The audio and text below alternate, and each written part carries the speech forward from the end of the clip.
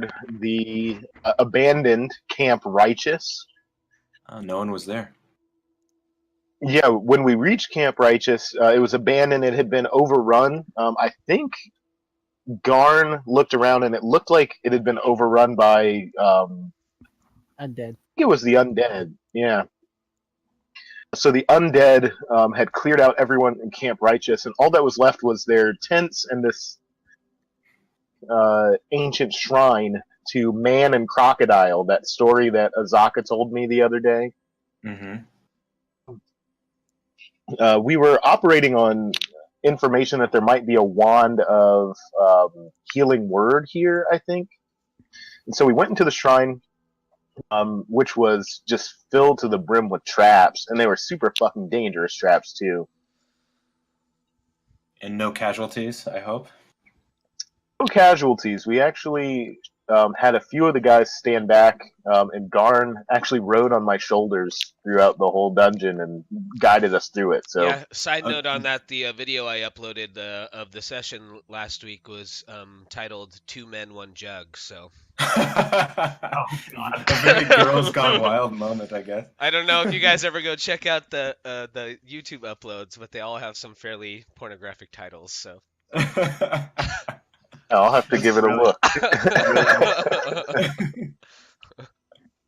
Yeah, so we the prize of the night, and I gotta give Ayan credit because it was two episodes, so the other one was titled rated R for random encounter. So.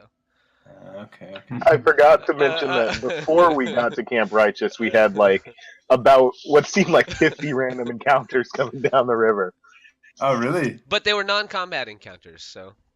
Oh, you just kind of like floated on by? So we got like some monkey shit thrown at us, and you know, there was a little bit of hijinks there. Mm. No more of those knights? Yeah.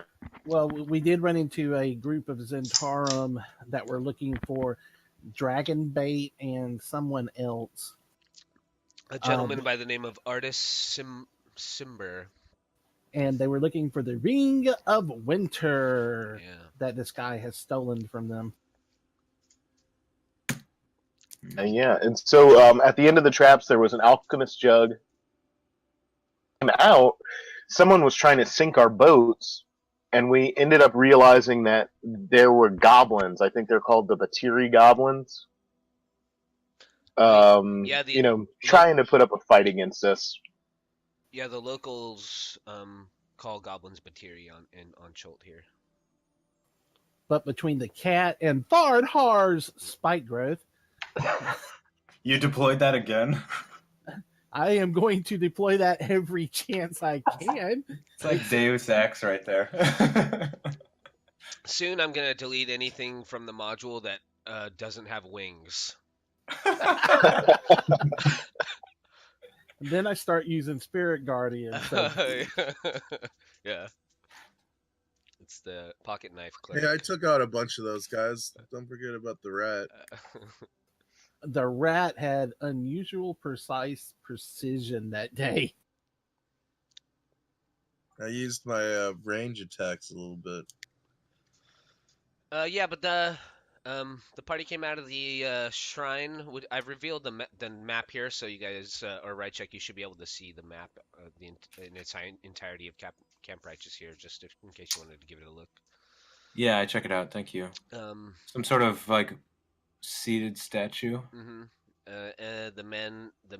The crocodile riding man across the world is what that represents there, the party came out with a jug of alchemy, which can produce some interesting effects. It can every day, I think, at dawn, you can say what you want it to give. Yeah. Very critical role type of prize. Yep. And when they came out of the temple and battled the goblins, it appeared that somebody had tampered with all of the canoes. So they had found a couple of canoes on the riverbanks when they arrived here at Camp Righteous, and then So three of the 4 canoes at this point are now submerged in the river. Okay. I thought we pulled 2 of them out as they were sinking. I thought it was only. Oh, I guess you guys did get 2 of them out, huh? I And thought the we supplies? pulled all but one of them out. I think it was 2 out of the 4 that you guys ended up saving. Somebody And the had supplies? to. They're wet. Yeah, a lot of the stuff is either wet or lost in the river. Okay. All right. So Thanks I guess for we the should. update. Yeah, I guess we should take stock a little bit of maybe what's been lost in the river. So I'd say like maybe half of the like bug spray and bug salve stuff you guys were carrying around probably got washed away. And I don't know. Let's do like just a little random roll here. What do you guys have that what you were carrying in the canoes probably up in the party loot? We had salve and incense. We had rain catchers, and we had holy water in there. And then anything else that you guys had thrown in their last meeting. It was just the rations that we got from the other place. Yeah, the other camp. Okay. Yeah, some of this other camp's supplies. And so what you lost one of your rain catchers too, unfortunately. One rain catcher, okay. You might be And able we to. had, You might be able to. Send somebody into the river and fish it out. we have one rain catcher, 30 salve, and 10 incense. So That's how much you had.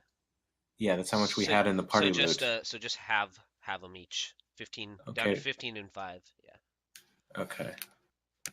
Some of that. Would we? I'd say some of that's probably been like used as well. Okay, so Over like your course of traveling through the jungles. I don't necessarily make you guys like micromanage that so much. So I'd say maybe how many like, days do you think it's passed since we left the village or the town? like especially at night, if you guys aren't like burning incense in the camp, you'd get pretty heavily attacked by bugs. So like I'd say it's something that you would use every time you made camp, especially. So I'd say maybe another 10 days of the incense at least. Then we're out of incense.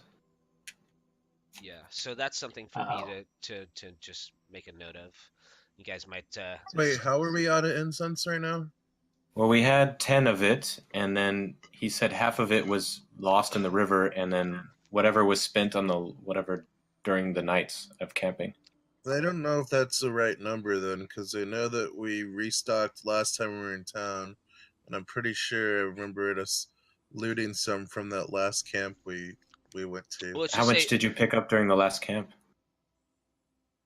I'll just say you guys have 5 uses of the incense left. Let's just go with that. Okay. Unless anybody has like a solid number of what was in the other camp, because I don't ever write down the like loot I hand out. Okay, I updated the loot bag unless someone else wants to correct me. I'll save it for you guys to look. So I'd say just remember after like 5 more nights of camping, I'm making a note for myself that you might start getting some malaria bug attacks. Yeah, I do have a whole table of diseases that I can infect you with. So I'm gonna take a bath in the salve stuff. Yeah. And now you're all here. I'm sure that Azaka is maybe helping Wuce skin some red-skinned goblins to be made into boots whenever you get back up to Port Nyanzaro. And yeah, we already did the pelts last episode too. And you guys are so you're here in the demolished Camp Righteous that is at some point in time or another been run over by the undead. It's quiet now. All you hear is the random jungle noises, the occasional far-off roar of a large reptilian creature maybe stomping through the jungles, and the random sounds of the birds and birds and bees of the Choltean jungles here. And I think it's approaching night now. As you came out of the shrines and found the goblins had tampered with your canoes, and you have some decisions on where you're going to go next. So sorry to interrupt you. We currently have 2 canoes that are functional. They are not functional. They still have large holes that have been pierced in the bottoms of them by the goblins, by the Batiri. Okay. So we might need to repair those holes or get ready to walk. Yep, you could definitely try and find some materials to repair them and make them seaworthy again if you wanted to. Yeah, Well, we could get the other canoes from the bottom and use them as spare parts. that's true. There's also a sea technique of plugging holes with fabric, and you guys mentioned there are tents around. Oh yeah. There are some ruined old tents, yeah, in the camp here. A lot of the canvas on most of them look pretty worn out and ruined, but I'm sure with a reasonably decent survival check, you might be able to salvage some of that material. Are there any does anyone have any nature knowledge where you could salvage some tree sap or anything like this? I can look I've around. got survival skill, but no nature. Okay. Nature cleric with us, so Garn can probably handle that. Don't you have some kind of seafaring thing as a swashbuckler? Yeah, I know how to repair the vessel, but I don't have the supplies. That's why I would need the tree sap and then use the tent as it's a plug that they use commonly for ships that are shot with cannon.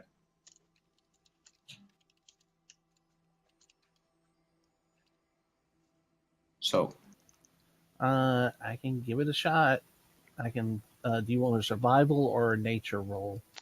If you're looking for some usable canvas, then I'd like a survival check. Plus a D4 added on to that. 26 is pretty good. So yeah, Garn, you go scavenging around in the camp for some usable canvas materials from a lot of these ruined tents here. You do manage to find some pieces that have, for the most part, managed to stay out of the elements and not be degraded to the point of just kind of crumbling in your hands when you inspect it or try and remove some of it. And you get enough that you feel like you'll be able to plug the holes that the Batiri left in your canoes. okay, what kind of check would I use for plugging the holes? Probably be another survival check. Survival. But I would have proficiency in watercrafts or something. I don't know. Do you? What are your? Well, it's part of my background as a sailor. Yeah, you have what is it? Navigation and vehicle water. Yeah, vehicle water. Yeah, vehicle water. I'd say then you could it'd be like a D20 plus, it'd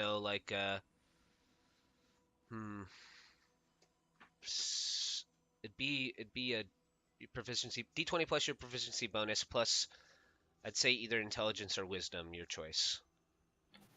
Well, if that's the case, let me do it. Because I'm a sailor also. Oh, are you? Okay, yeah, sure. And if you say wisdom, if you guys do it together, then one of you can just make the check with advantage as well. Go for it. Helping each other out, Yeah. Yeah. Roll away, Garn, with your wisdom. Nailed it.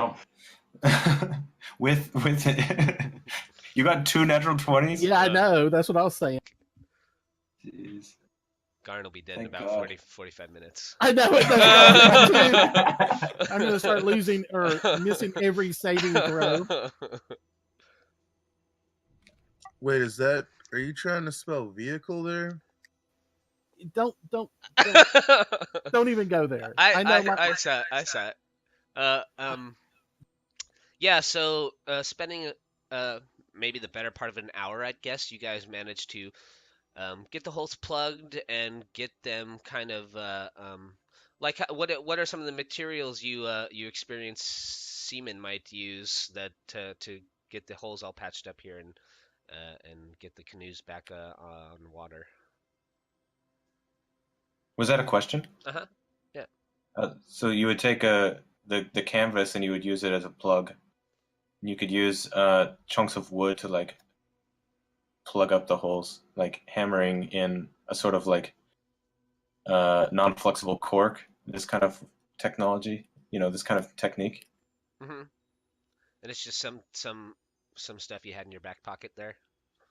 Well, I mean, you could like salvage things from No, tents and I'm sure Ayan probably has some uh and I have a what's called a belaying pin, which is used for hammering these kind of things. okay, cool. Yeah.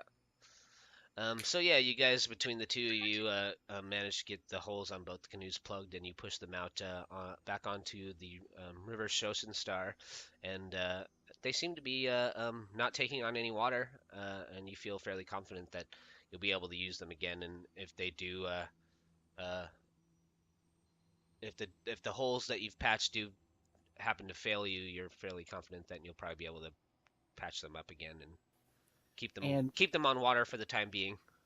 and we can I'd say use between. Sorry, go ahead. we can always use if we need to for patching material the gallon of honey out of the alchemy jug. Oh yeah, there you go. I'd say between the canoes being patched, our limited supply of incense itself, and that yield of goblin skins, we should make our way back to the town and restock before we head further into the jungle. How close is that other camp from here? Maybe we can resupply there. Yeah, like we resupplied here. I think that's a pretty large assumption to be made. It looks Well, like it's about two, Isn't three. there another camp? Yeah, Yeah, yeah. but I'm saying we thought this was a camp and it was nothing but ruins. So Oh, okay. I think we should play it a little safer. Just head back to town and get more than a 5-day supply of. Azaka, is Azaka there says a Azaka says well, I know that the other camp is well, only about 2 days downriver. Um, there should be men there. It's not as deserted as this one is. Camp Vengeance is the camp that they made after Camp Righteous when it was overrun by the undead. It's very possible that they could have some uh, materials to resupply your lost stock in the rivers. I remember this story being similar to this one. You didn't really know this one was overrun before we got here. No, the story was that this was overrun. That's what we were told by the prince guy. That How this far place. are we from the town right now? 1, 2, 3, 4, 5 days at least. Back to Port Zaru.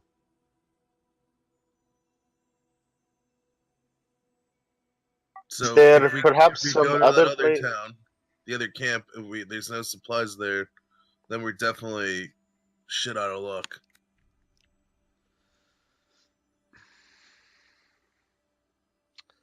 That is true. Is there some other place that you know of in your experience that we could go and have, I don't know, maybe a resupply place or a friendly village around here? Azaka says,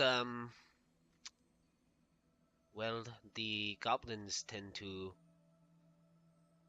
get their grubby little fingers on whatever they can in the jungles, and we did just battle those ones here at the shrine that sabotaged our canoes. Perhaps there is a camp of goblins nearby.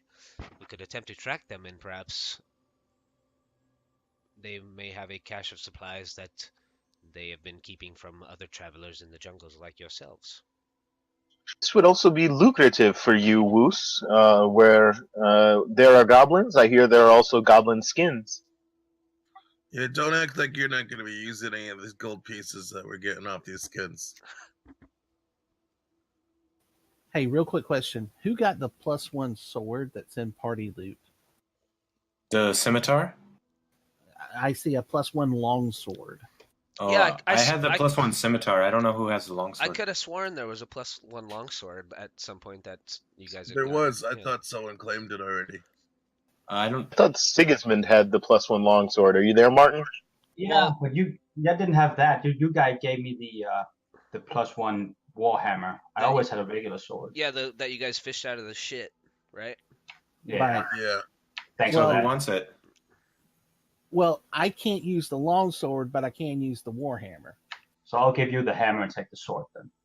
Okay. Yeah, I could have sworn that you guys had gotten a +1 longsword at some point.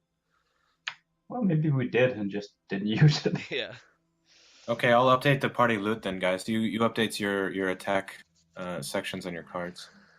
I I think Ayan wants to ask Azaka. He points at the map and he says, "What's here at Mabala?"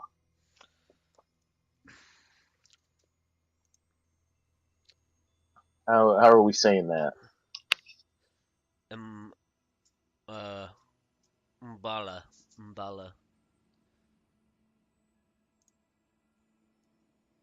I think Azaka probably knows what that is.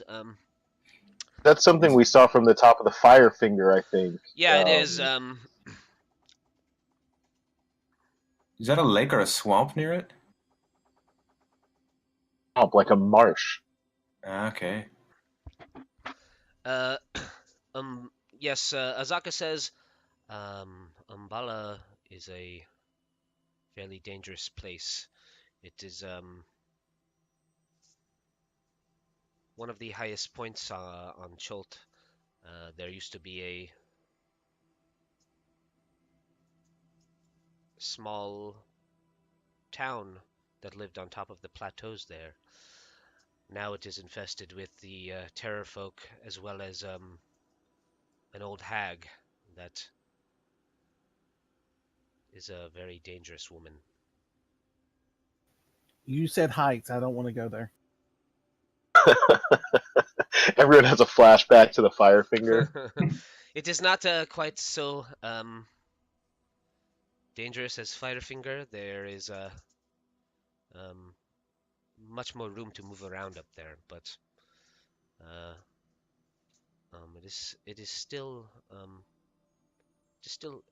a dangerous place to go. The woman who remains that lives there, she's very unpredictable. But I guess it's possible that she might know something about this curse of yours. I think that she's probably one of the oldest people here on Cholt. It's possible that she might what? Can you repeat that? Know something of that curse of yours. So Ayan's vote is to go continue going upriver and go to Umbala. Do you want to stop? I would not. I really think we should get restock before we head that far. That looks almost as far as the town is. Then let's hit the Camp Vengeance, which is only 2 days away, and see if we can't, or go after the goblins. One of those two. And Zaka adds the Aldani Basin near Mbala is also a place where many of the dinosaurs go to feed and drink. It is heavily populated with dinos. Oh, so especially if we're going into a swamp area, I think Wuce is probably right. We would want to have a lot of bug repellent, maybe even some way to defend our crafts against dinosaurs. I look at Asaka. How certain are you on this idea about the goblins having some camp nearby? And then also how able are you to track them back? Yeah. Azaka says, well, there was too many goblins waiting for us for it to be a chance encounter. I believe that they have been watching the shrine. I think that they were hoping to catch some travelers like yourselves off guard once that they solved the shrine's puzzle and came out with its reward. But I'm fairly certain that there must be a goblin camp somewhere nearby for a Batiri tribe of that number to ambush us. And then side question: do you not know of like a natural remedy within the jungle that like the natives use to repel bugs? I mean, there's got to be something here. She says, I could help you gather the proper ingredients to replicate some of the bug salve, but we would have to spend some time searching in the jungles. But I could identify the plants for you that they use to make it. Well, how about this? We my idea is let's go see if we can find this camp, and then we'll just along the route you can help us learn to identify the stuff for now, and if it becomes like we're really short of the supply, then we'll put forth more of our efforts specifically into that. That's my thought on it. And Ayan, you're not wrong. I wouldn't mind getting some more skins. That sounds like a good plan to me. Do we we would probably be tracking the goblins across land versus over sea? If we wanted to stash our canoes, we could throw them. I mean, not throw them, but we could lower them down into that pit, and then it'll magically close behind us, and then we can just come back and get them whenever we're done. You talking about the pit in the shrine, or the pit where we found the warhammer? Full of shit. The one that's full of dead people. So the dead people pit, not the shit pit. I now realize that those two descriptions are not mutually exclusive because there was a dead guy in the shit pit too. Well, Azaka starts to wander off over to the northern part of the camp where you guys had been ambushed by the goblins, and she kind of crouches down, occasionally, kind of moving away debris and going a little deeper off into the jungle. And she comes back a few moments later, and she says that right now their tracks are fairly easy to follow. But she looks up at the sky through the little opening above her in the canopy, and she says, but if the rains pick up any heavier, the tracks could be washed away in the night. So let's get going then if we're going after them. Which way was she pointing? She points, she says, just not much farther outside of the camp here, the tracks lead up to the river, and then they end. So if they have a camp, it's on the other side of the Shosen Star. We'll have to cross it, which shouldn't be a problem now that you fixed the canoes. But then we'll have to see if we can pick up the trail again on the other side of the river.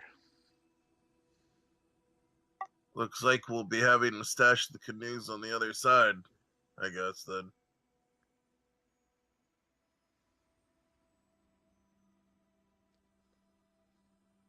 Well, at least they're undead on the other side. Good point, Sig. You guys want to do it? What's up, guys? I'm not I'm hearing ready. much. Whatever you say, I'm ready. Tracking down the goblins is probably. Ayan seems like he doesn't ever really want to go back to town, and then he wants to just run around in the woods some more. So Sure. he's definitely down to go and hunt some goblins. For me, as long as we have a way out with these canoes, I'm okay to search around here. So we plugged the hole, so I'm all good. Goblin hunt it is. I have to ask the question though: if this goblin hunt is not a success, what's our backup plan? Camp Vengeance. It's the closest thing. Yeah, Camp I agree with Vengeance that. would most likely be the closest thing if you guys can't find find any goblin camps. I feel as though I need to point out that we killed a few of the Flaming Fist members on the way upriver, so that could be potentially detrimental to any peace talks once we reach Camp Vengeance. They don't Did it- necessarily know it's us. Did any of them get away? Hence One- did pass us. One, I believe, got away. One of the Flaming Fist. But I believe that also the room or what you guys have heard is that at Camp Vengeance it's not Flaming Fists but Knights of Helm. I thought That's the Flaming Fist were Knights of Helm. Nope. Yeah, Camp Vengeance sounds great. They just have a similar crest as a somewhat similar crest as Knights of Helm do. so Goblin Hunt. If that doesn't work, then Vengeance. I think even if the Goblin Hunt does work, to get to that other place that y'all said you want to go to, we gotta go past Camp Vengeance.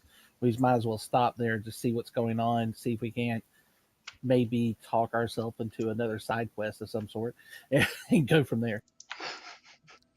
Yeah, I am low fives Garn and says, yeah, that's the spirit. I mean, if we're talking about side quests, I will reiterate that there were 2 back at the town as well. Gotcha. Which So, ones yeah, were that's- those? Well, we were supposed to meet some other merchant, but there was like a week wait on it. It was only I forgot. it was only like a 2-day wait.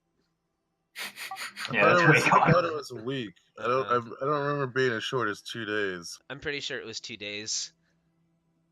So it's just that all the time that we spend in the town feels like a week. I mean, we haven't really spent that much time in the town, so Oh, it was finding Moradin's gauntlet or something like this. and then there was a thing with the goblin skins. I think you guys wanted the meeting with the guy in town, one of the other merchant princes, to discuss clearing out some of the mines that have been commandeered by the Flaming Fist for him. Yeah, that's what that But was. but he wasn't as easy to get a hold of as Wakanga was because he's kind of putting up the show of being a very important person, you know, important in Zaru, and his aid in the um, in the temple there where all the merchant princes gather to meet, said that he could arrange an appointment for you to meet the merchant prince, but you'd have to wait 2 days basically. Yeah, the reason I don't remember it being 2 days is because I thought I remember we were saying how there was a chance we could make it to Camp Righteous and back, and there's no way that would have even been possible if it was only 2 days. Yeah. I'm like 90% sure that it was 2 days, but I can always just go check in the I mean, videos later. it's moot anyway, Yeah. right? Because the chance, I have a feeling we weren't going to be back in that amount of time, no matter what. So. Yeah. So we're gonna go hunt goblins then? Is that what we're doing? Sounds good to me. Alright, let's cross this freaking river.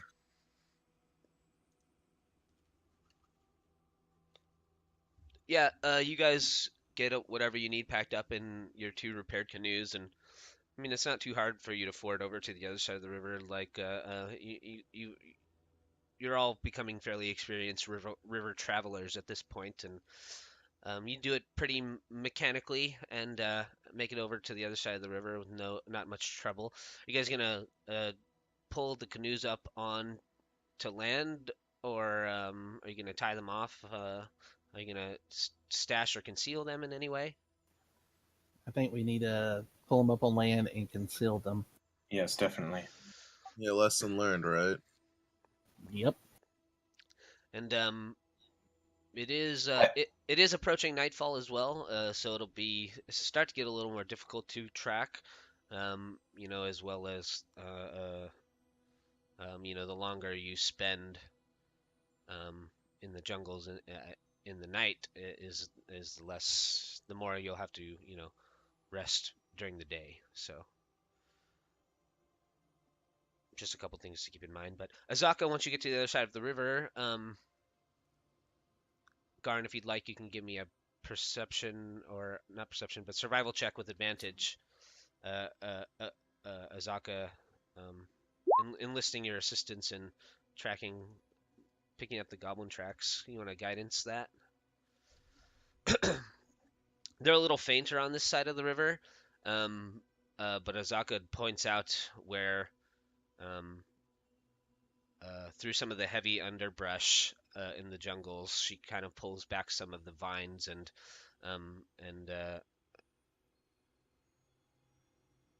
16 total. ferns and stuff, and she points out that there are enough tracks here to signal that probably up in the northwestern direction from where you guys are now, could be where the goblins had came from.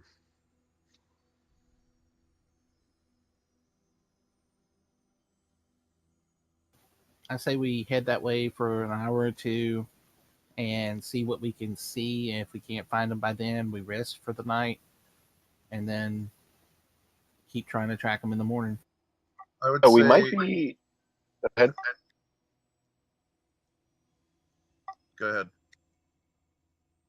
Be able to even intersect with that path that Wuce saw the Yuan Ti cutting through the wilderness.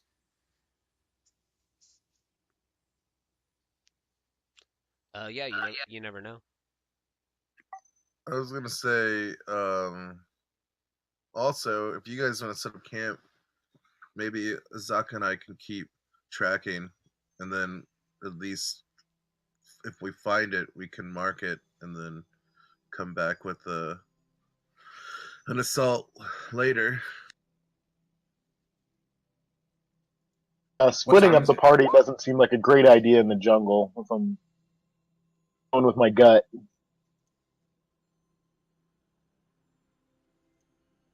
I just feel like an hour might not be long enough, but yeah, let's just go, I guess.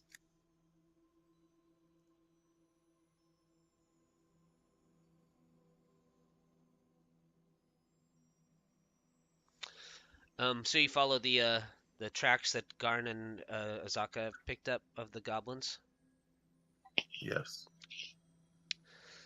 So as you guys are wading your way through, this is probably as a party the most that you've trekked on foot through the jungles now, I think.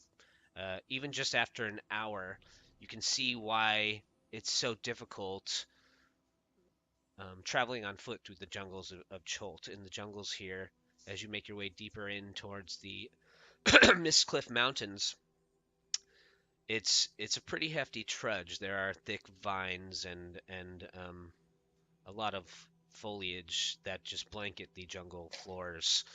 Um, and once it gets darker, especially for those of you without dark vision, the the humidity and mixed with the sounds of the jungle at night, um, uh, all create for a very tense trudge through the thick growth of the jungles here in Cholt. You never know, what's going to pop out of the next bush or from behind the next tree, and um, so you're just always very on edge as you're making your way deeper in, kind of keeping an eye on the tracks, and they're fairly difficult with just all the growth here in the jungles as you make your way through the dense forest. Um, but Azaka and Garn, you managed to stay fairly well. It seems like the path is pretty clear that there must be somewhere in the vicinity of the jungles here some sort of goblin camp, because um, there seems to be a very clear path between where the tracks picked up on the far side of the river and where you keep heading farther into the jungles. Eventually, you do actually come across a portion of jungle that looks like it's been hacked away. After about an hour or an hour and a half of traveling through the jungles at a very creeping pace, um, and you see what you think is probably Ayan, the Yuan-ti that had passed by you guys a day before, because it looks like a large portion of the jungle has been kind of hacked away by their traveling party. So you come to kind of a fork, and Azaka stops for a moment, and she gets down low. You can see that it looks like she almost crouches down and starts sniffing a little bit on the jungle floor, and um, her nose kind of scrunches up, and she says uh, that she points to where the jungle's kind of been hacked away by the snake-headed men that you saw pass by the last time you guys camped, and she says that way is definitely the way that the Yuan-ti went, but the Goblin Trail still leads in the opposite direction. So it's kind of an intersection, a bit of an X where these two paths of tracks cross um, uh, an hour and a half or so into the jungles. And Zaka says, um, it's hard to say how much farther the camp is if they have one. Um, but then she also notices a second solid trail of jungle tracks that leads off in another direction as well. So it's like almost like a three-way intersection. And I'll kind of point here in the directions. Azaka says, kind of continuing on this way is a trail of goblin tracks, and then a little more, just off a little more to this direction is where the Yuan-ti trail splits off. And then there's another like very distinct path of goblin tracks that go off in this direction as well. I say we stay away from the Yuan-ti.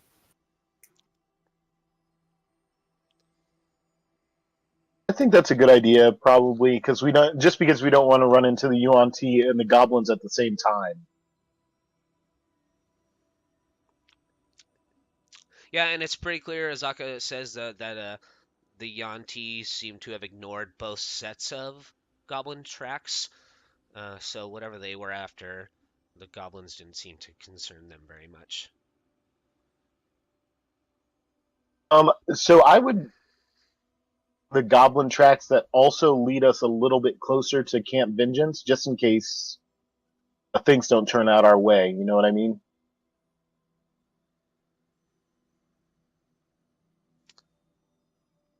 Like go split off in this way instead of keeping on the trail you've been following.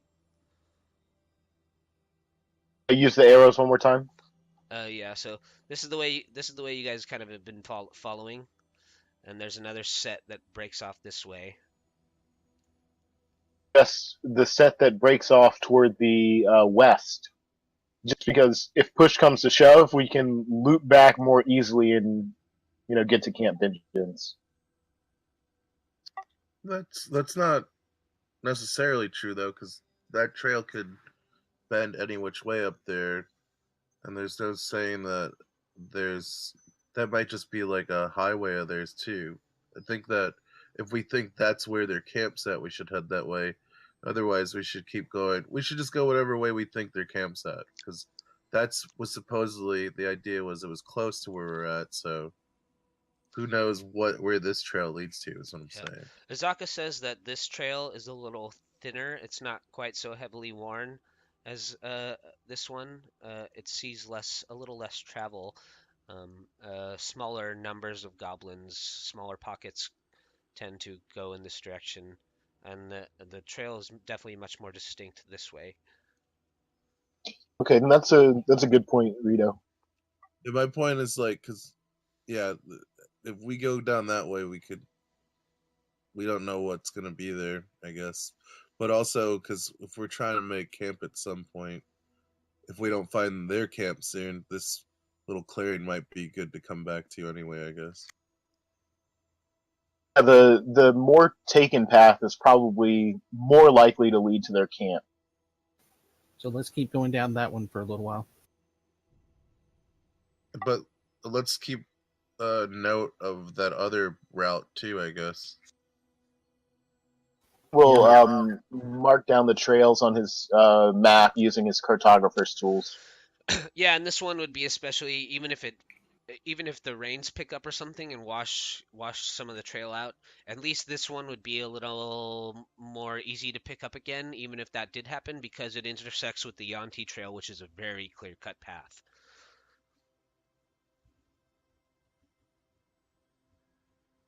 Cool. Let's do that then. Who's who's taking care of the map markings? So Ayan, as part of his background, gets proficiency in cartographer's tools. So You're doing that then? Gotcha. And as you continue, Garn, with the Zaka trying to keep on the Goblin Trail, she occasionally will point out a plant or a flower that she sees that could be useful in kind of home brewing your own salve for bug repellent as you guys are going. If no one else grabs those, I'll grab them. yeah, you have proficiency in an herbalism kit. That would probably help. Ayan does? Yeah, that Does would. anybody have one? Yeah, that would. Gotcha. That would help in making the salve. But Azaka's just kind of pointing out the ingredients you might need as you guys are going. It's hard to really tell what she's because it's so it's so dark and dense in the jungles. She just kind of occasionally will momentarily stop and she'll say hack off this much of this plant or the petals of this flower will be useful. There are different ways that you can make the salve, and we're just going to have to do our best with what we have as we travel here. Wuce, you also have proficiency in poisoner's kit, if I'm not mistaken. Bug repellent could just be poison for bugs. Yeah, I mean, I definitely do have poisoner kit.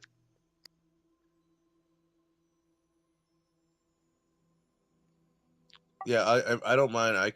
I'll harvest whatever she's saying. I think Wuce would be interested in it anyway. Oh. Ryan, do you need me to make an entry in my notes on this stuff, or? No, for now it'll be okay. Later when we make it, then we'll just see how much we come up with. So right now we're just RPing. Gotcha. Yeah. And you guys go for about another hour or so, and you can definitely feel now the fatigue as it gets later in the night in the jungles of just the sheer trudge through the density of the Choltean forests here. And it's starting to wear you all out a little bit. You go for about another hour and a half or so, and Azaka, ahead of all you guys, kind of holds her hand out and makes a motion for you all to be quiet and crouch a little bit. She thinks she hears or sees something, and she moves off into a kind of a thick overgrowth of hanging vines, and disappears from sight for a moment, and she quietly comes back through the kind of blanket of forest, and we're getting closer. The tracks are definitely thicker here. If we sneak up on them, we might have an element of surprise, but judging from the amount of tracks that we've been following, I believe that it is a fairly large camp. And although the Batiri are not the smartest creatures, they do tend to lay traps and keep watch over their own. So we're going to have to keep an eye out. I think we're getting closer now, though. Okay. Do we want to up and approach it like maybe in the early morning? We want to send. I mean, now that we're close, it wouldn't be too much to split the party and send Wuce ahead. Azaka says that the biggest trouble with attacking the camp at night is that is likely that it will be the time when the most goblins are in the camp. There won't be really any hunting parties out.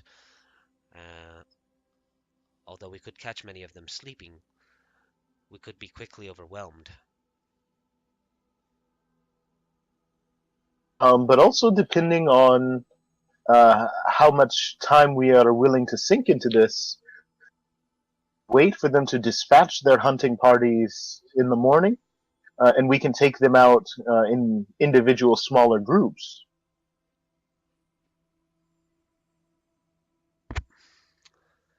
Azaka says, yes, we could do that. We could wait to see.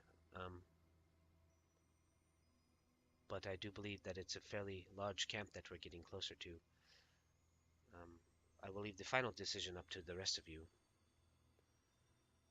By large, would you venture to place a number on how many goblins you think are there?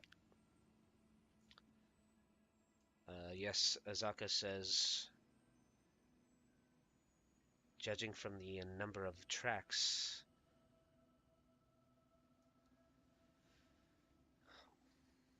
it's hard to say. We did kill a fair number of them back at the shrine at Camp Righteous, but there could be as many as 30, maybe even 40 goblins. Yeah, so definitely probably a good idea to wait until they break into smaller groups and then maybe take out some of the smaller groups, which will consist of their hunters and warriors anyway. So about skinning goblin women and children, but And why not? I'm not talking about that. You guys can talk Pay the about that. thing. They're goblins. Why do we care? Do your thing. So Azaka thinks you guys are getting a lot closer to where there might be a goblin camp. How close do you guys want to approach? Are you going to approach and wait, or are you going to strike them in the night? Well, I would say we should stop here, get some rest, and then hunt down some of their hunting parties in the morning and not go directly to the village yet.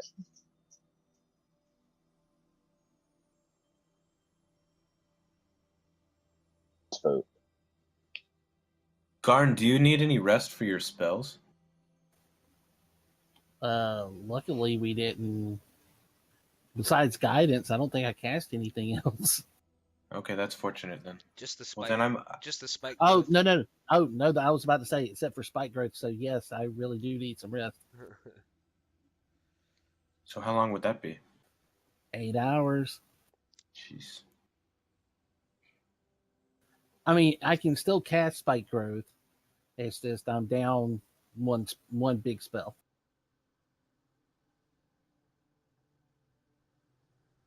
Anyone else have a thought on it? Yeah, I'm alright with you guys want to rest to do a day attack. I was thinking if we do that, maybe if we can keep track of the parties that go out, and then just take out the camp while they're out, maybe just whittle away at them as they come back, or if one of the group's hunting parties comes this way, we could surprise them. I don't know. I guess waiting's fine. Is my thought. Azaka says, if you guys want to rest, I can transform and see how close I can get. Perhaps I can sneak into the camp and give a better assessment of what we are dealing with. Sounds like it might be hard to sneak a tiger into a goblin camp, but yeah, go for it, man. But at least if she's spotted, they won't know that it's just not another forest creature. Hey, can Garn wild shape, by the way? No, No, that sounded I- very disappointing. I'm not a druid. Oh yeah, sorry, forgot about it. It's a nature cleric. That Just so druidy that that the sometimes that Not the a druid that yet. the yeah that the DM allowed some druid power to be blessed by his god Dardhar. No, that's straight from the book. I haven't. Oh, I thought that healing spell was a druid spell. No, you're correct. The healing spell is Oh yeah. that ungodly, beautiful healing spell. It makes no sense to me that that wouldn't be on the cleric list as well. It makes I have every game that I play in. I argue that point. Yeah. Or at least a different one for the cleric, you know? Yeah, because Circle of Healing comes nowhere near Yeah, the healing power of that spell. I've played a cleric a few times and I've never played like a healing cleric, but for like what their job is standardly supposed to be with air quotation marks, like their healing is fairly lacking, I always thought. Like they should get a lot more variety in the spells that they can use to heal people. Yeah, the They were life cleric They were like is the least creative with the healing spells out of all the spells in the game, you know? amen. Yeah. But the Xanathar's one is nice. It just makes no sense that it's a druid only thing. Druid and Ranger. Oh, Ranger gets it too? Yep. Just at like a higher level? Yeah. Yeah, that's a bummer. But yeah, I mean, yeah, I was easily sold on that argument for sure. So let Azaka go, or Azaka and Wuce go, and let the rest of us set up a small camp and rest. sounds like a plan. Yeah, Zaka, she says, yes, Woos, if you would like to join me on this little scouting adventure, you're more than welcome to. I'm sorry, say again? I didn't hear you. She says if you want to scout with her when she transforms, you can if you want. Uh, as long as you don't think I'd be slowing you down, I guess I'm all right to go. She grins at you and she says, well, if you'd like, you can even ride on my back. What? Oh shit. Do this. And Azaka begins to make her uncomfortable transformation down into her large tiger form. She kind of shakes out her fur, the beads of sweat that were kind of dripping down her body that now kind of collect on her fur when she transforms. She shakes it all off and she gives a big tiger-like tongue lick on her chops, exposing some of her shiny white fangs, and she nods at you, Woos, to scurry up. I scurry up Yep. and look back at the party and say, "How do we look?" Yeah, points for badass. And she kind of flicks her tail and turns and disappears with Woos on her back into the jungles of Chult in the night. Am I giving off like a Yoda vibe? Yeah, sure, why not? You see her do front flips with me holding on. Yeah, she you sink your little paws into her the fur on her back to hold on, and you can feel the powerful shoulder muscles and back muscles of her underneath you. Um, I don't know if Woos has ever ridden a tiger before, but just you can now feel like the sheer power that she has while she's in transformed into her bestial form. And she begins to stalk through the jungles with you riding on her back. What are you guys gonna do for camp? You just kind of makeshift, get a look around a little bit, see if we can find a good place to try to make a hidden camp. Yeah, there's a pretty good like screen of vines draped down now. The trees are pretty dense here, and you happen to be at a point in the jungle where there's a big wall of vines kind of moving forward that Azaka and Wuce had disappeared behind, which creates kind of a screen between you and where she thinks the camp is. Um, uh, and you guys have obviously come from the other direction, so you at least know what's behind you. The biggest worry would be, I guess, from the west, where the other trail of goblin prints were coming from. As far as you know, that's where like perhaps something might most likely come back in this direction from. But Azaka seems to believe that the goblins tend to not travel too much at night, because they could get surprised by predators or wander onto something that they weren't intending to.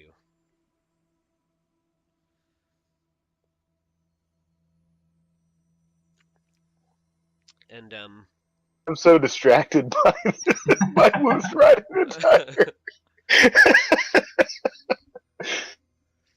I'm sure that was amazing description, Ryan. But I'm like sitting here just thinking like, because like, have any of you guys read the play Equus? Equus, there's like, he's got this weird sexual fantasy that's attached to a horse. He rides the horse, it like does something for him or something like that. Sure. And then I'm just thinking like this is the jungle version. It's like Tigress or something.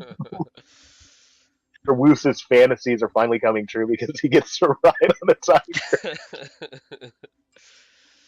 I mean, yeah, I'm sure there's a. I'm sure that I'm sure that when I post a video on this later, it'll be something bestiality related. I don't. Who knows?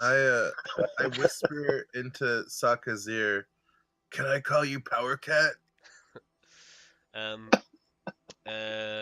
she just lets out kind of a low growl, not like a threatening one, but you get the impression that she doesn't mind. I'll take that as a yes, Power Cat. I'm thinking that you should have taken the long sword because to you, to hold it in two hands, this is like 100% He-Man. Yeah, you're totally He-Man Masters right now. of the Universe fanfic. Yeah. Yeah, I'd take like an attack. I'd go down in my ability, I think. I know, I'm just joking. I know, but it might be worth it just for the aesthetic, right? Maybe so. It is it does have the versatile tag, so yeah, you can totally wield it. It'd be a two-handed weapon for Wuce for sure. Oh yeah, definitely. But as you guys kind of get a little camp going here in a couple hours into the jungles, yeah, you get the impression now that getting those canoes and traveling on river is definitely the way to go. Trying to go on foot through the jungles is in its own just very arduous, tiring travel. Even when you're not coming across any of the dangers that lie in wait in the jungles. Um, and as you creep closer on Azaka's back to where she believes the goblin camp is, Wuce, you can make out now. You see a little bit of flickering orange light in the distance, and you can make out a couple of little campfires that are burning.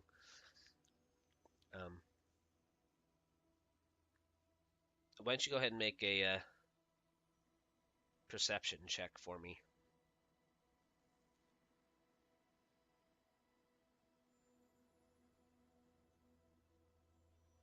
Azaka's, kind of doing that thing where that cats do when they're, about to pounce on something. She's kind of crouched very low, and she's moving kind of slowly, low to the jungle floors on her paws, very deliberately moving forward. Occasionally, she'll lift her head and arch her back and give a sniff in she'll pause for a moment and regard the smells and then continue to just very methodically make her way closer and closer to the where she believes the goblin camp is. And what you see now, what looks like you see a couple of different things. You do see now maybe five outline of maybe five small humanoid shapes that you can only assume are goblins, who look to be kind of patrolling the camp now here at night. You see in the center of this large camp a number of small huts that are kind of huddled together in the center. You also see you can see now that coming from behind the large camp here, there's a kind of a smaller stream that carves its way out behind the camp and makes like a wide curve around. It looks like probably something that comes off the Mistcliff Mountains and goes down and around through the jungle and meets up with the River Star. You can see along this much smaller stream here on the backside of the little goblin camp you guys are approaching. There are a couple more canoes that have been tied off on the little bank there, and the stream looks just large enough that they can float on it and make it their way back down to the river Star. You see a what appears to be a little cage that's been lashed together with bamboo on one part of the camp, but it doesn't seem to be occupied at the moment. The goblins that you can see patrolling, it looks like they're much like the other ones, wearing uh, um, wooden masks that make them have the appearance of like large ants, and they all have red skin. And then one other thing you notice that's fairly strange, in the center of the camp, where many of the small huts are bunched up together, there's a large tree that looks like it's been bent down, and it seems like there's a rope tied to the top of it. And the rope looks like it's been tied off to several long wooden beams almost beneath all the little huts that are all huddled together here. And it looks like there's like a blanket of you know, big banana leaves and different jungle foliage that have been placed underneath these big huts. And it almost looks like it's a catapult or something. Like if the rope were to be released, it would wrap up the huts and fling them off into the jungle.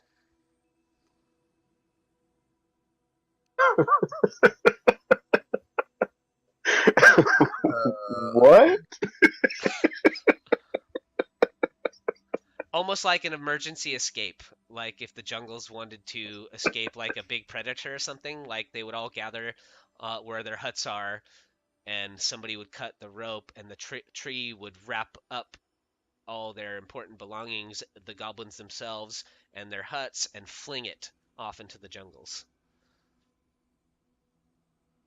That seems So by dangerous. design, they want to be flung, is what you're saying? Yeah, with your critical perception there, that's what you gather.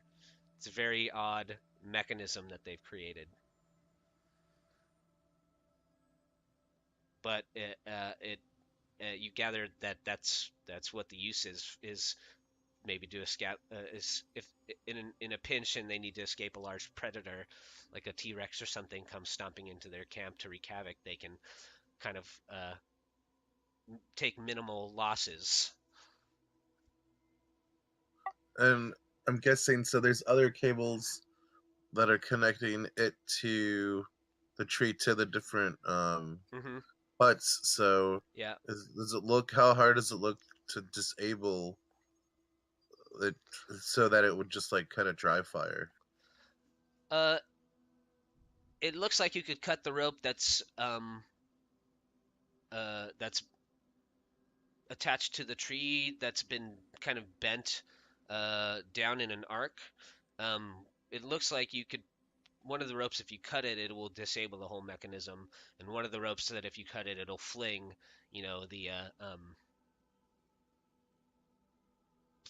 the most important part of the goblin's little camp here off into the jungles.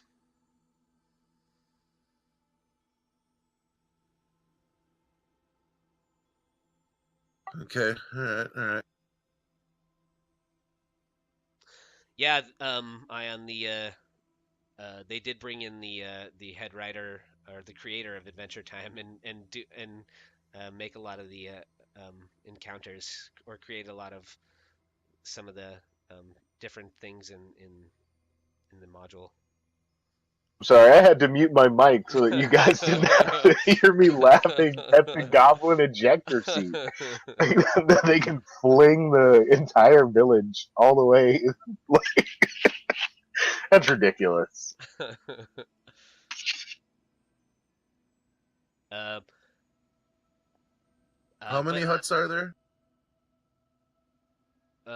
You spot, I'd say, at least 5 huts in the center of this contraption that would launch them their camp off into the jungle.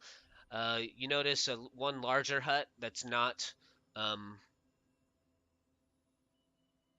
that's not in the centralized portion of their camp that probably would remain behind. And then you notice kind of on the perimeter of the camp, now that you're closer, there's been kind of little tripwires and different things that have been set up to alert um, anyone trying to approach, like you and Azaka. But Azaka seems to be a very fairly adept at skulking and without having to focus on where you're going and riding on Azaka's back and being able to just kind of take in what's around you, you pick up a lot of these little trip wires and things that the goblins have set up to deter intruders.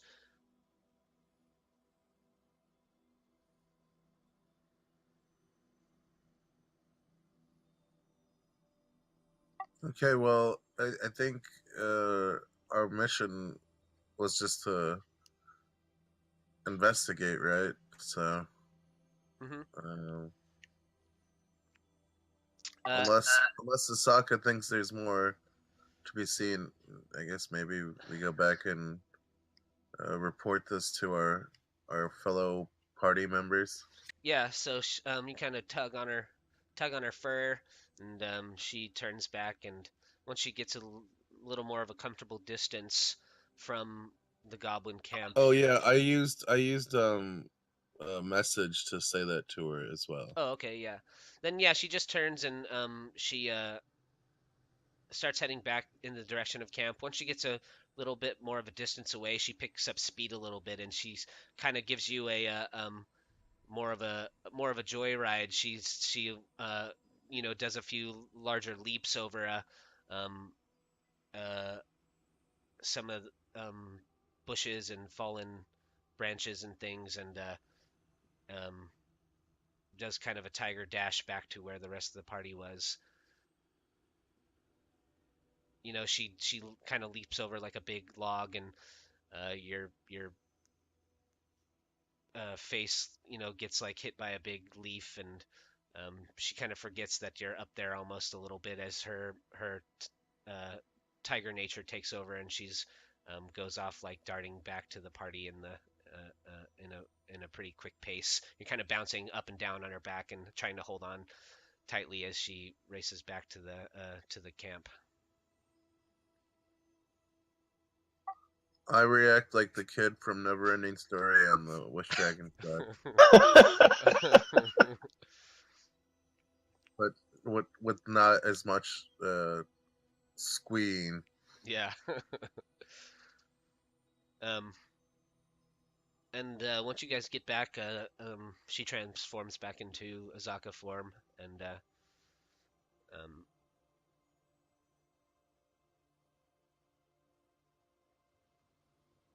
she says, "Well, I don't know what you saw, but it was hard to tell exactly how many goblins are in the camp. Seems like most of them are sleeping."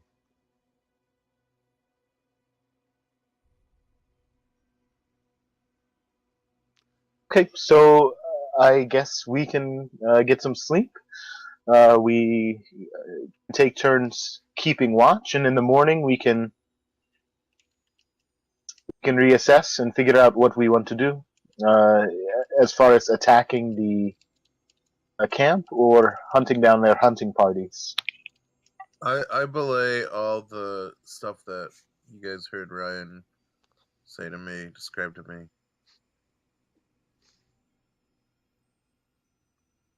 Just so we're all on the same page. Yeah. Maybe we Before, might also like to consider getting rid of that mechanism so that if at any point we're in the village,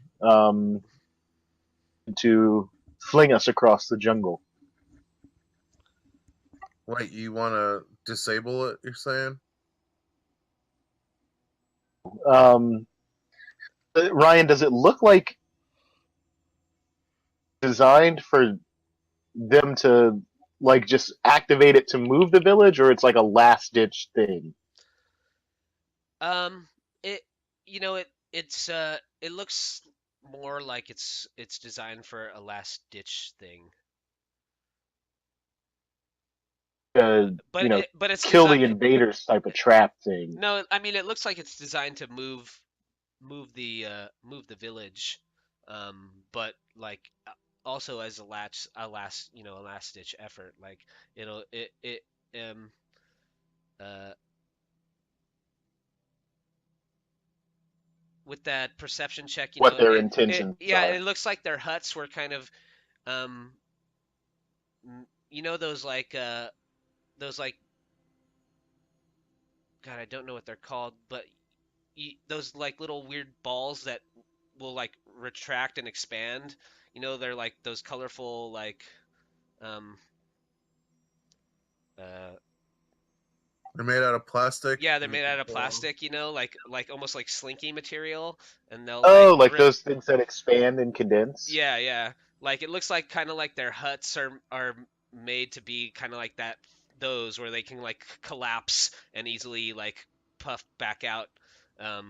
So they'd take like minimal damage being flung, um, uh, and then they managed to escape a larger threat that could like destroy their whole tribe. That's So my interesting. idea is to disable. I noticed that there's one line that would disable that escape mechanism, I wonder what those things are but called. That's gonna bug the but shit still out of me now. leave the tree loaded so that that line that would allow them to escape would still be intact, and then if they could try and use it, and then the tree would go flying, like spring back up, but they wouldn't go with it, so it'd be like a surprise thing as well. You Like might just have to re-anchor cut it. you might just have to cut the lines to each individual hut and then leave I the big saw line. there's only one line I need to cut. I already saw it. Is one line to all of the huts? That's what my perception. That's what I perceived. Yes. So Right? Isn't that what you said, Yeah, Ryan? I'll try and explain it a little better. So there's like a large it's like a large tree, a tall tree that's been kind of shaved down, so all the branches have been kind of removed, and it's been kind of bent. Oh, like if you when you hang from like a pine tree or something, and it like In a spring bends. trap. Yeah, and so it like kind of bends down, and then there's been like a large spike hammered into the ground at the base of the tree, and the rope is tied down to that spike that's been hammered down to the ground and thrown over the tree that's been bent down, and then the rope comes down on the other side, and it's more like what you're describing, Rychek, where then there's 6 other ropes that branch out from the center point that's hanging down over the tree off to these large uh, like tent pole kind of things that all weave out beneath the kind of big banana leaves that they've set down underneath it to create kind of like a jungle tarp that then flings it. So it's more like you're describing. There's this one point that uh, uh, if you cut, you could cut it in a way that it would fling, but the thing wouldn't go anywhere. But it's more like, yeah, what you're kind of describing, Rychek, where it'd have to be like a couple of the separate ropes, or scurry up to the point where all the ropes are tied together. That in over the part that comes down over the tree, where they all meet. If you cut it there with one cut, then all the ropes would fall and the thing wouldn't go anywhere. When looking at that, do you think you could manipulate it so it wouldn't actually fling them, but just smash them into the ground on the other side? That's a good idea. Let me see if I have a. I think that I can actually paint a picture here. Let's see. The module painted a picture. Let me see if I can reveal it for you guys without revealing the rest of the camp.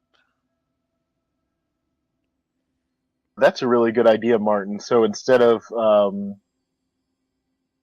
bring the connection so that if they trigger it, it doesn't fly anywhere, if we strengthen the connection, we trigger it, flying, it just smashes them into the ground. That would be interesting. Yeah, I think that might be like if they attempt to escape, they kill themselves essentially.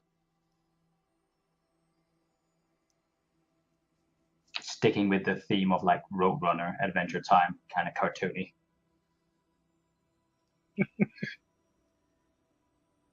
I mean, I've seen all of the Adventure Time series, but I can't really remember them because I was super high during, so it might be sketchy. That's exactly how I watched Adventure Time. I was like, I don't remember fuck all from that entire series. Like, it was really fun. That's what I remember. That's about it. Morty too. People bring up Rick and Morty references, and I'm like, yeah, I've seen it, but So here we go. Can you? Side note: did you guys know that Adventure Time was passed on by Nickelodeon twice? what idiots! Fucked up. There, can you guys see that now? No, it's all black. Zoom out. Blacked a little, out. Zoom out a little It's bit. all black. That's fully zoomed out. Still all black. Oh, really? Huh. Let's see. Yes, sir. Let me turn off. See if I turn off the. How about now? Now I can there see we go. 3 panels in the top Yeah. right. Oh, okay. You could Sounds like a definitely manipulate trebuchet. that. Yeah, a little bit. Yeah. You see the T-Rex comes in and they go flying. I like the Okay, little, I have an I idea. like the little question mark over the T-Rexes in the third panel. So they cut. Okay, let's see. What if we design it so that if they cut the one that's spring loading it, we have another anchor off of the rope so they all land close by, but they're all in the ball. You know what I'm saying? So we anchor their underlining tarp in a way where they would get projected, but they would still be close to where we're at and just all entrapped within that ball still. Is that what we were saying? So basically, you would just Good have to suggestion. connect the rope at the spike to another point on the ground and hide that. Is that what you're saying? So when it flings it, it just directly into the ground. Yeah, what we could do is actually do a second line from the rope on the other side of the tree. So not on the tension side, but on the non-tension side, right? Mm-hmm. And then we could even run that to the base of the tree. You see what I'm saying? Mm-hmm. So that when they cut the tension side, the tree would fling them, right? And they would go taut into a ball. But since they're still anchored to the base of the tree, if that rope holds up, they would just land whatever the distances of that rope from the base of the tree in the ball. So you basically capture everyone there. Yeah. Sounds like a good plan to me. And then we can just stab the ball. Yeah, then we just stab all the moving parts in the ball. So you guys want to try and sneak into the camp at night and kind of re-engineer their fling escape into just trapping them all in their own means of evacuation. Garn has this to say about that.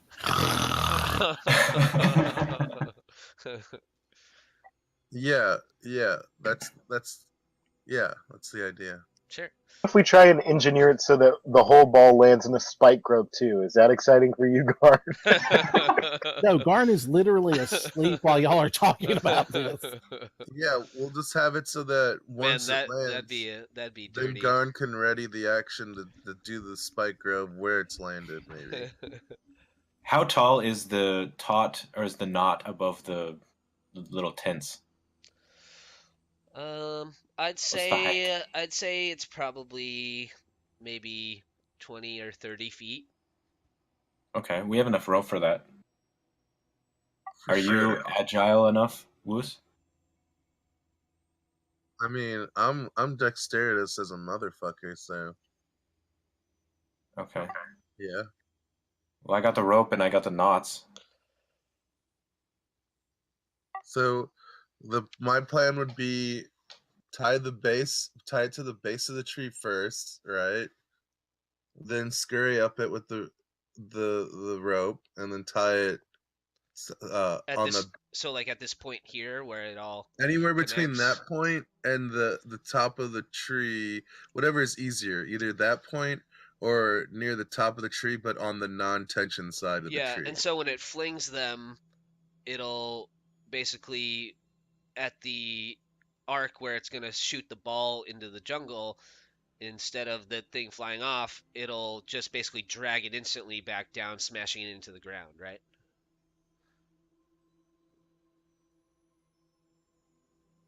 Yeah, it's kind of like a tether ball, Yeah. like on a grade school park playground. Or you want to do it so it balls them up and leaves them all in a ball, hanging from the tree. So it kind of like wraps them around it, yeah, like a tether ball, basically. Oh, yeah, that's a good point, Riceak, because for supplies, we don't know how damaged the supplies would be if we slam them into the ground.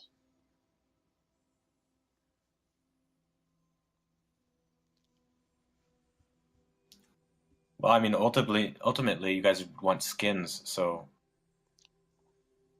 They're lucrative, but I mean, if we can get skins and supplies, then really a business. it's your shot. It's your decision.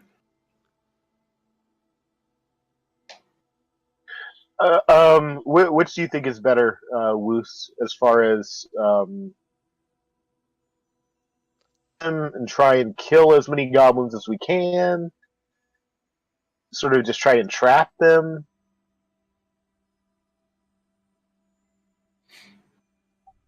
I mean, initially I thought we'd that slamming motion would be a little bit of. I didn't know if it would actually kill him per se. It would be more of a trap thing, but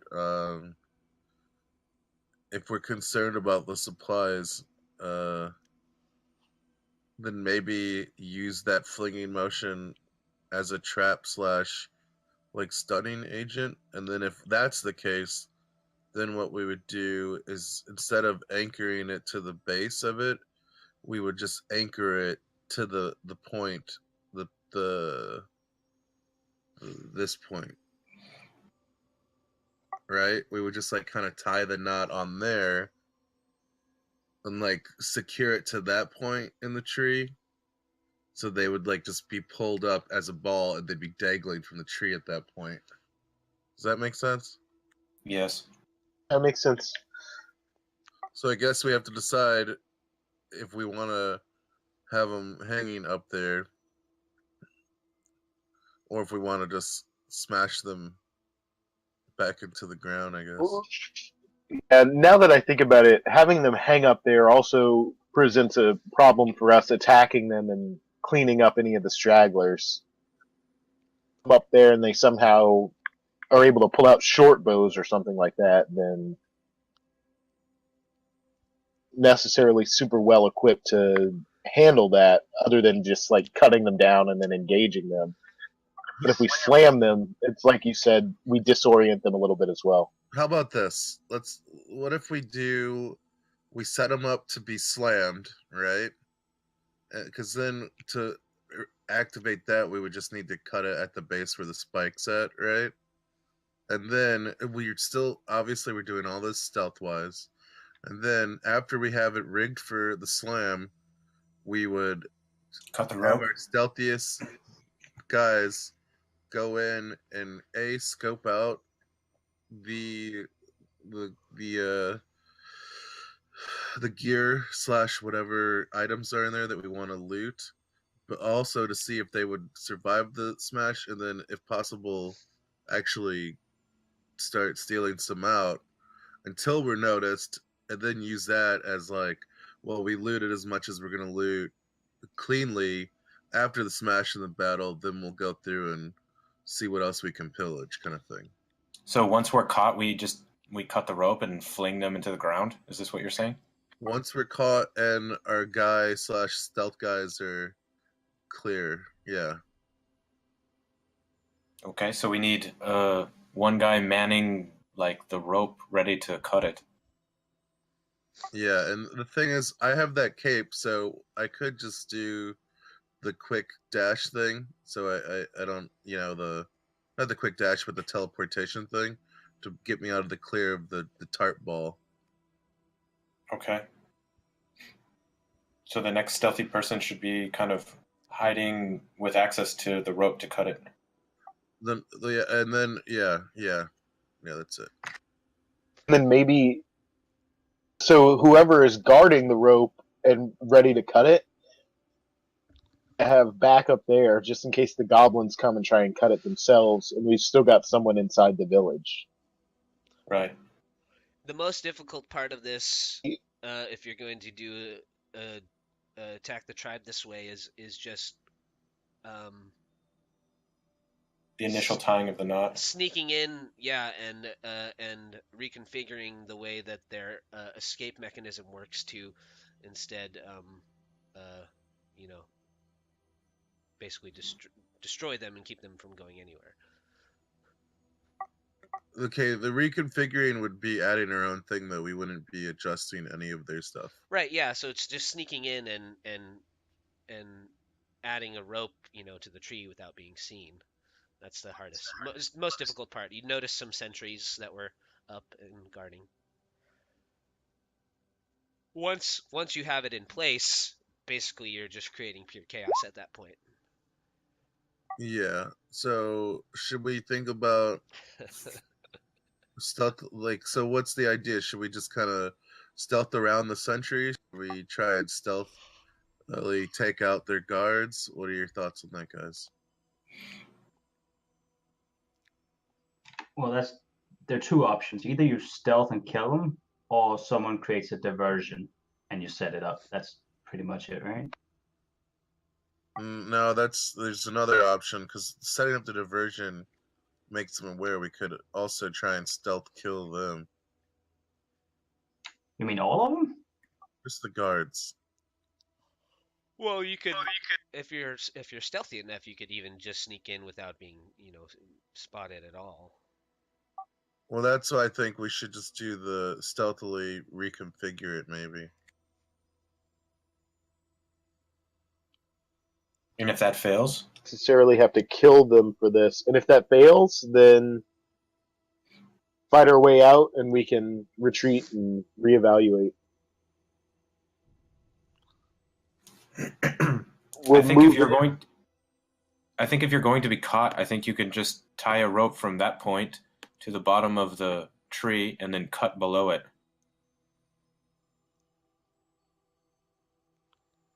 Tie a rope from what to what again? Sorry.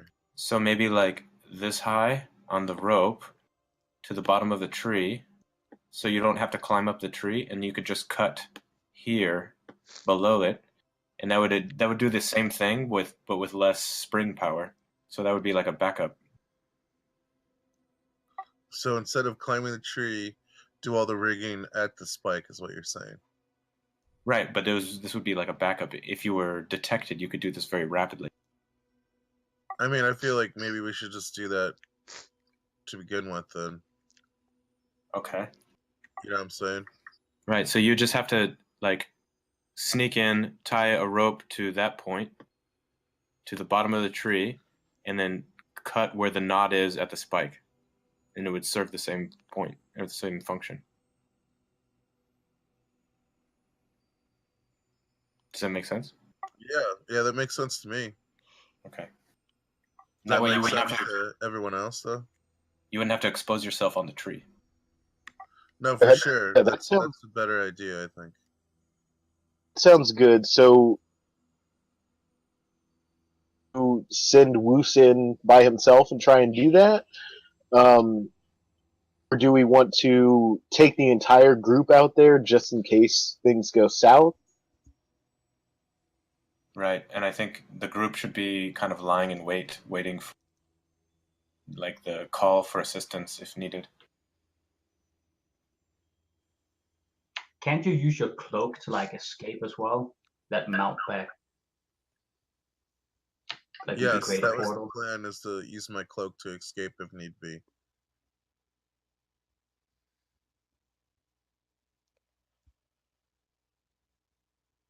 So here's what I propose we do. We rest up until it's maybe early morning, and we've still got some cover of darkness. Whole group sort of into a close position. We send Wuce in. He can rig the trap and begin to sneak around the camp and grab, whatever supplies he can. And we retreat a little bit, let a lot of the goblins leave. We continue to ransack the camp. When the goblins return, we trigger it and finish them off.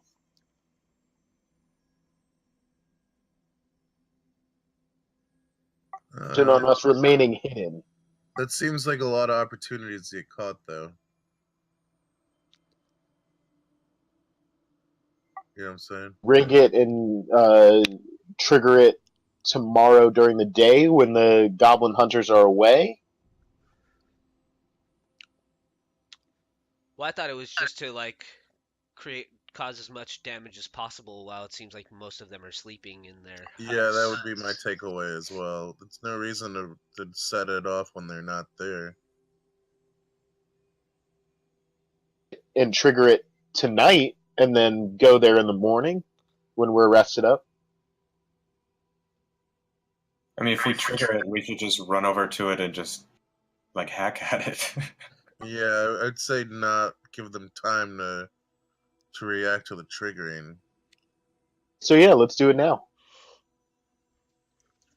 So we're getting close to the halfway point. So before we get into the goblin camp and come to a final decision on how you're going to handle these guys, we'll just do a quick little break here and come back to more Batiri flinging fun. Okay. So, you could say like a 5, do a quick 5, or get up and stretch, grab a drink. I Sure.